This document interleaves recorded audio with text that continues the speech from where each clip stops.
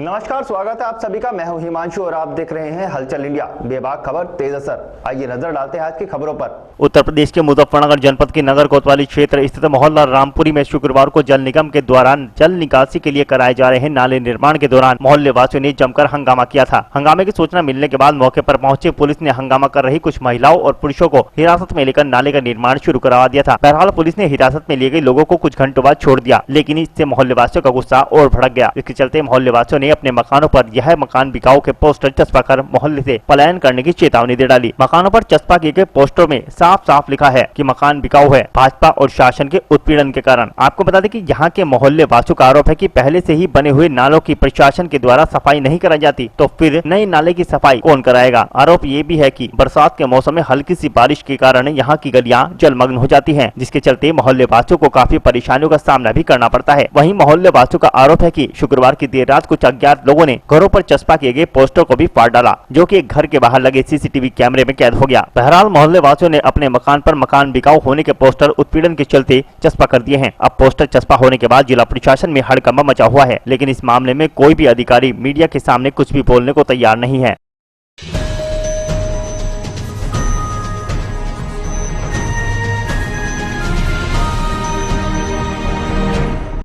उत्तर प्रदेश के जनपद मुजफ्फरनगर में ड्रग्स विभाग की टीम को उस वक्त बड़ी कामयाबी हाथ लगी जब मंडी कोतवाली क्षेत्र के शेरनगर गांव में मुखबिर की सूचना पर ड्रग्स विभाग की टीम ने पुलिस फोर्स के साथ मिलकर नव निर्वाचित ग्राम प्रधान इकराम के छोटे भाई इनाम के घर पर छापेमारी की। छापेमारी के दौरान पुलिस ने घर के अंदर से सैंपल की एक्सपायरी दवाइयों का जखीरा बरामद किया, जिसकी कीमत लगभग 50 लाख रुपए आंकी जा रही है। इस दौरान आरोपी इनाम मौके से फरार होने में कामयाब रहा। इस मामले में ड्रग इंस्पेक्टर लवकुश ने जानकारी देते हुए बताया कि मौके से बड़ी मात्रा में सैंपल की एक्सपायरी दवाइयों का जखीरा बरामद हुआ है, जिसकी काउंटिंग की जा रही है और इन दवाइयों की बाजार में लगभग कीमत 50 लाख रुपए होने की संभावनाएं हैं। बताया जा रहा है कि ये लोग यहां पर इन एक्सपायरी दवाइयों की डेट मिटाकर उन्हें रिप्रिंट कर मार्केट में बेचने का काम किया करते थे। इस मामले में आरोपी इनाम के खिलाफ ड्रग एक्ट 18/27 की धारा के तहत कार्रवाई की जाएगी। देखिए, 2 दिन पूर्व हमें एक सूचना मिली थी कि गांव शेरनगर में एक व्यक्ति हैं इनाम पुत्र यासीन, उनके द्वारा दवाइयों का व्यापार किया जाता है।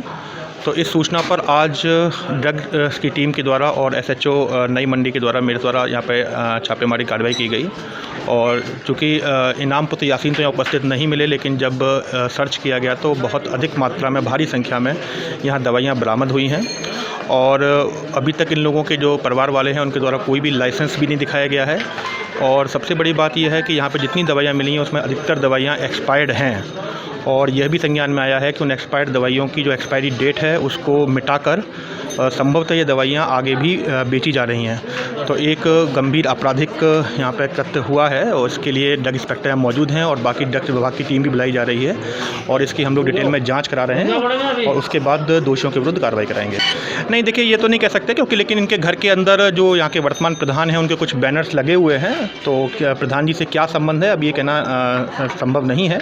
लेकिन ये भी देखा जाएगा कि गलती किसके द्वारा की गई है और अगर यही दोषी हैं तो उनके खिलाफ कार्रवाई की जाएगी। देखिए, यही सूचना मिली थी कि इनके द्वारा यहाँ से दवाइयों का व्यापार किया जाता है। अब चूंकि वो खुद मौके पर नहीं मिले हैं तो उनके बयान अभी हम लोगों को नहीं मिल पाए हैं, लेकिन जितना पूछताछ में संज्ञान में आया है और देखने से पता चल रहा है कि निश्चित रूप से दवाइयों का व्यापार किया जाता है। देखिए, सारी दवाइयों को सीज किया जा रहा है, इसके बाद इसका भी आकलन किया जाएगा, लेकिन मैं ये कह सकता हूँ कि बहुत अधिक संख्या में दवाइयाँ प्राप्त हुई हैं।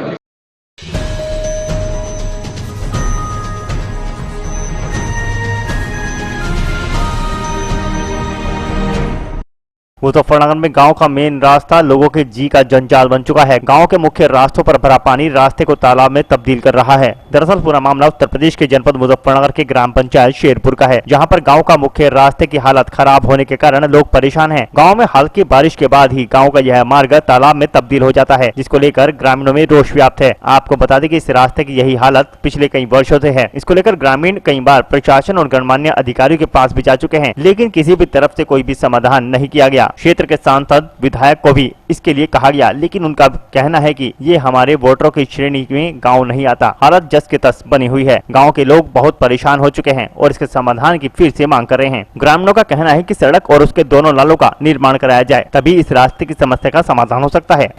दरअसल पिछले कई वर्षों से खराब है और ये मुख्य मार्ग खाली एक गाँव का नहीं है, ये 3 से 4 गाँव में गुजरने वाला रास्ता है, जिसमें इसमें मिमलाने में लोग जाते हैं, बामनहेड़ी जाते हैं और देवदहेड़ी जाते हैं, शेरपुर को जाते हैं। और ये पिछले 3 से 4 वर्षों से इसकी हालत बद से बदतर हो गई है और अब आकर के हालात ये हो गए हैं कि आए दिन छोटी छोटी घटनाएं घटती रहती है।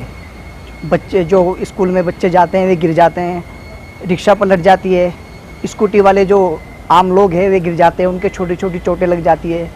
तो इस गांव की इस रास्ते की हालत बद से बदतर हो गई है। कितने समय से ये रास्ते का कोई विकास कार्य नहीं कराया जा रहा? लगभग इस रास्ते पर पिछले 3 से 4 वर्षों से कोई भी कार्य नहीं किया गया और सबसे बड़ा मुद्दा जो है इस रास्ते पर पानी की निकासी है। आज तक कभी भी इस रास्ते पर पानी का निर्माण की व्यवस्था नहीं की गई जब से ये रास्ता बना है, और जो गंदा पानी है वो रास्ते में भरा रहता है, जिससे बीमारियां फैलने का भी संदेह है। और इस रास्ते पर धार्मिक स्थल भी है, मदरसा भी है, मस्जिद भी है, और उनके कपड़े भी गंदे हो जाते हैं। छोटे छोटे बच्चे रास्ते में गिर जाते हैं, उनको चोटें लग जाती है। जबकि हमारे माननीय मुख्यमंत्री जी का कहना है कि जो धार्मिक स्थल हो गए उन रास्तों को स्वस्थ किया जाएगा। अच्छा, तो इसमें यहाँ के जो सांसद विधायक हैं उन लोगों के पास गांव के लोग गए हों, क्या आश्वासन मिलता है? दरअसल कोई आश्वासन नहीं मिलता, क्योंकि उन लोगों का कहना है कि ये लोग हमें वोट नहीं करते हैं, इसलिए हम इनके यहाँ पे कोई कार्य नहीं कराएंगे। क्या चाहते हैं? दरअसल हम लोगों ने इस बार युवा पीढ़ी ने रणनीति बनाई है कि इस बार हम उनको वोट नहीं करेंगे, क्योंकि और जो नेता आएंगे उनको भी गांव में घुसने नहीं दिया जाएगा, क्योंकि जब तक हमारी समस्या का समाधान नहीं किया जाएगा और हमको स्वाभाविक है कि अब हम लोग उनको कैसे सपोर्ट करेंगे। क्या चाहते हैं? हमारा तो यही चाहना है, हमारा मानना है कि जल्द से जल्द सरकार या प्रशासन इस रास्ते पे जो दिक्कतें हैं वे दूर की जाए, नाली का निर्माण किया जाए, और जो रास्ते में पानी भरा है उसकी व्यवस्था हो जाए, ये रास्ता बन जाए।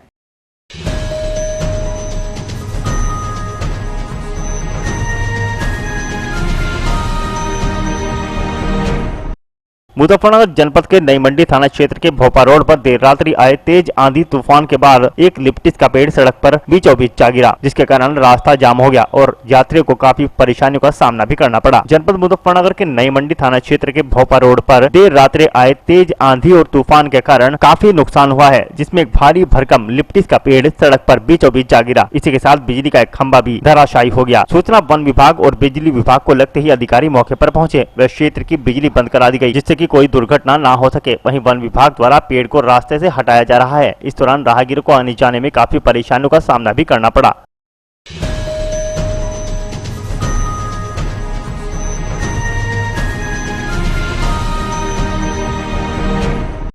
जनपद शामली के थाना भवन रसीदगढ़ मार्ग पर रेलवे अंडरपास से पहले थाना भवन कस्बा निवासी अमन पुत्र लाल सिंह, शेखर पुत्र मुनेश, शिव कुमार पुत्र सुखपाल, राजेश पुत्र उदय कुमार आदि अपने खेत पर रात्रि के समय आवारा पशुओं की देखभाल कर रहे थे। आरोप है कि किसानों ने अपने खेत पर खड़े ट्रांसफार्मर के पास कुछ लोगों को टॉर्च लेकर खड़े देखा। चारों किसानों ने सोचा कि ट्रांसफार्मर चोर ट्रांसफार्मर को चोरी करने का प्रयास कर रहे हैं। जब किसान मौके पर पहुंचे तो ट्रांसफार्मर के पास खड़े लोग ट्रांसफार्मर से विद्युत केबल जोड़कर पास में ही लगी लीची के बाग में सैकड़ों बल्ब जलाने के लिए तार जोड़ रहे थे। किसानों ने उक्त लोगों का विरोध किया तो विद्युत चोरी कर रहे लोगों ने किसानों पर लाठी डंडों से हमला बोल दिया और किसानों को उठाकर अपने बाग में ले जाकर बंधक बनाया, जहां चारों के साथ मारपीट कर बुरी तरीके से घायल कर दिया। उक्त आरोपी मौके से फरार हो गए। इसके बाद सूचना पर पहुंची थाना भवन थाना पुलिस ने चारों लोगों को थाना भवन सामुदायिक स्वास्थ्य केंद्र में भर्ती कराया, जहां पर उनका इलाज जारी है, जहां से अमन, राजेश, शिव कुमार को जिला चिकित्सालय रेफर कर दिया गया। अब पीड़ितों ने थाने में शिकायती पत्र देकर आरोपियों के खिलाफ कार्रवाई की मांग की है। थाना प्रभारी ने जानकारी देते हुए बताया कि पीड़ित की तहरीर पर रासा, मसरूफ, मुनव्वर, मुरसलीन, वसीम, अकरम, समीर के खिलाफ मुकदमा दर्ज कर कार्रवाई शुरू कर दी गई है।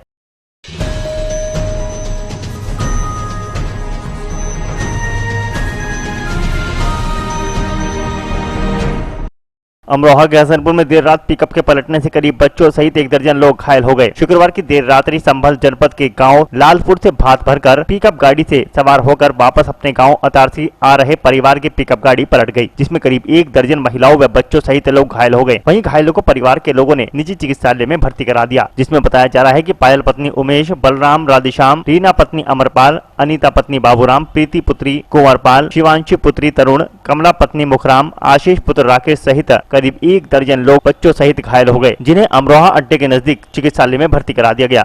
हम बात भर कर आ रहे थे लालपुर से। कहाँ पे जा रहे थे? खतरा से। तो कैसे हुआ ये पूरा? ट्रक ने ओवरटेक कर दिया आगे से। कितने लोग घायल हैं इसमें? 5-6 लोग घायल हैं।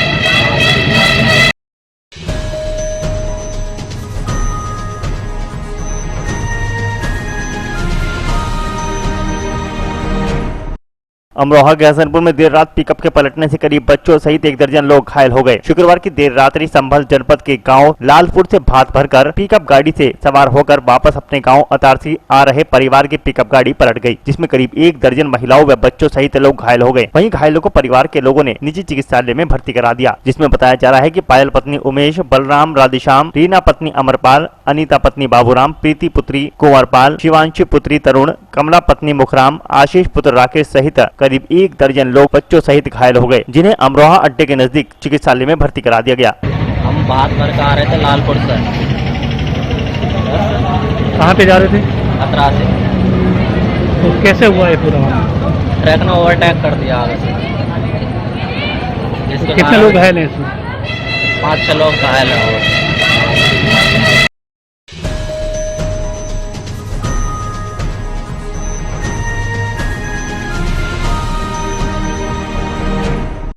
सहारनपुर के ब्लॉक पुवारका क्षेत्र के 19 गांवों में 74 वार्डों पर पंचायत सदस्यों के लिए चुनाव शनिवार को कराया गया, जहां पर 427 में से 341 सदस्य निर्विरोध चुन लिए गए हैं। ब्लॉक की 86 ग्राम पंचायतों में 427 सदस्यों के लिए चुनाव होना था, जिनमें से 341 सदस्य निर्विरोध चुन लिए गए। अब केवल 19 ग्राम पंचायतों के 74 वार्डों पर ही चुनाव कराया गया। एडीओ पंचायत कंवरपाल सिंह ने बताया कि 10 वार्ड अभी भी खाली रह गए हैं, जिन पर बाद में चुनाव कराया जाएगा। मतदान सुबह 7 बजे शुरू हुआ, जहाँ पर शांतिपूर्ण तरीके से मतदान जारी रहा।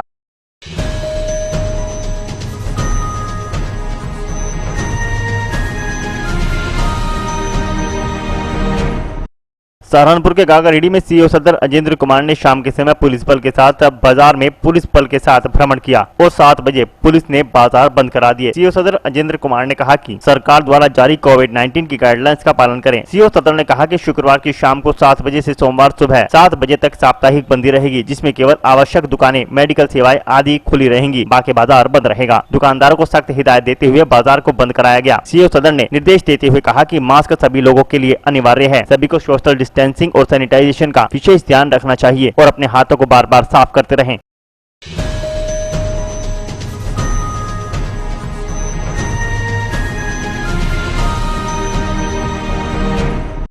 सहारनपुर के देहरादून रोड स्थित पेट्रोल पंप के सामने कांग्रेस के कार्यकर्ताओं ने गागारेडी में धरना प्रदर्शन किया। लगातार डीजल, पेट्रोल और घरेलू गैस सिलेंडरों के दामों में हो रही बढ़ोतरी और बढ़ती महंगाई को लेकर कांग्रेस ने धरना प्रदर्शन किया, जिसमें मौजूदा कांग्रेस विधायक मसूद अख्तर ने कहा कि पेट्रोल, डीजल, गैस सिलेंडर की बढ़ती हुई कीमतों को सरकार को वापस लेने की बात पर तंज कसते हुए कहा कि केंद्र सरकार व राज्य सरकार को किसान विरोधी बताया। उन्होंने कहा कि प्रदेश सरकार बढ़ी हुई कीमतों को वापस ले, जिसकी मार आम जनता की जेबों पर भारी पड़ रही है। अपना विरोध जताते हुए मसूद अख्तर ने कहा कि सरकार ने जो वादे किए थे वह उन पर खरी नहीं उतरी। इस दौरान उन्होंने योगी और मोदी सरकार से इस्तीफे की मांग की। देखिए, आज का प्रोग्राम ये था कि इस मौजूदा सरकार, भारतीय जनता पार्टी की सरकारों ने 2017 विधानसभा से पहले, 2014 में जब भारतीय जनता पार्टी की देश में सरकार बनी, उससे पहले इन्होंने बड़े बड़े वादे किए थे। उस वक्त डीजल, पेट्रोल का रेट 45 और 50 रुपए था। तब इन्होंने बड़े बड़े धरने दिए, आप लोगों ने वो तस्वीरें आज भी चलती रहती हैं सोशल मीडिया पे। आज वो इनको याद नहीं रहा। आज जनता से जो किए हुए वादे थे वो इनको याद नहीं रहे। इन्होंने कहा था हम काला धन ले आएंगे सारा, हम 15-15 लाख हर गरीब के खाते में पहुंचा देंगे, हम किसान के आय को दोगुना कर देंगे, हम दलित उत्पीड़न को रोक देंगे, हम बेरोजगारों को 2-2 करोड़ रोजगार हर साल देंगे। आज कहाँ है वो मुद्दे? आज किसान की आय दुगनी कहाँ है? किसान आज आत्महत्या करने पर मजबूर है। आज व्यापारी तराई कर रहा है। आज बेरोजगार 2 करोड़ तो दूर की बात, जो रोजगार पर पहले से थे उनको हटाने का काम इस सरकार ने किया है। आज हर क्षेत्र में विफल हो गए हैं। डीजल, पेट्रोल के दाम 100 रुपये को छू रहे हैं। आज कहाँ है वो वादे? जो धरना 45 रुपये पे देते हैं, आज 100 रुपये हो गया है ये 7 सालों के अंदर। तो कहाँ है वो वादे इनके? कहाँ वृद्धि? आज जनता तराई कर रही है। आज जनता सोच रही है कि इन सरकारों ने जो वादे किए थे, आज हमारे साथ इन्होंने अन्याय करने का काम किया है और आने वाले चुनाव में यही जनता इनको मुंह तोड़ जवाब देने का काम करेगी। कोविड के टाइम में हमारे नेता कांग्रेस ने, राहुल गांधी जी ने, प्रियंका गांधी जी ने चीख कर इनको समझाया था कि ये बहुत घातक बीमारी है, इसको रोक लीजिए, बाहर से इंटरनेशनल फ्लाइट को रोक दीजिए। जो इंटरनेशनल फ्लाइट आ रही है उसको उनको लोगों को 14 दिन क्वारंटाइन कर दीजिए, तो ये बीमारी यहाँ आने से बच जाएगी। ये बीमारी अमीर लोगों ने गरीब को दी है। जहाज में बाहर सफर कौन करते हैं? दूसरे देशों में। ये हमारे देश की बीमारी नहीं है, ये बड़े देशों की, दूसरे देशों से यहाँ पर आई है। और दूसरे देशों से कौन लोग आए हैं? जो बड़े लोग हैं हवाई जहाज में, गरीब आदमी हम लोग सफर नहीं करते। उनके द्वारा, अमीर लोगों के द्वारा ये गरीब लोगों को दी हुई बीमारी है। और हमारे नेताओं ने चीख चीख कर कहा था कि ये इंतजाम कर लीजिए तो हम इससे बचाव कर सकते हैं, लेकिन हंसने के अलावा इन्होंने कोई काम नहीं किया। इन्होंने राहुल गांधी जी पर, प्रियंका गांधी जी पर हंसने के अलावा कोई काम नहीं किया। नतीजा आपने पहली लहर में भी देखा, फिर आज दूसरी लहर में पूरी जनता ने ये देखा, पूरे देश ने देखा है कि कितने लोग, कितने हमारी बहनें, कितनी हमारी माएँ, कितने हमारे बुजुर्ग, कितने हमारे साथी हमें छोड़ करके आज चले गए हैं।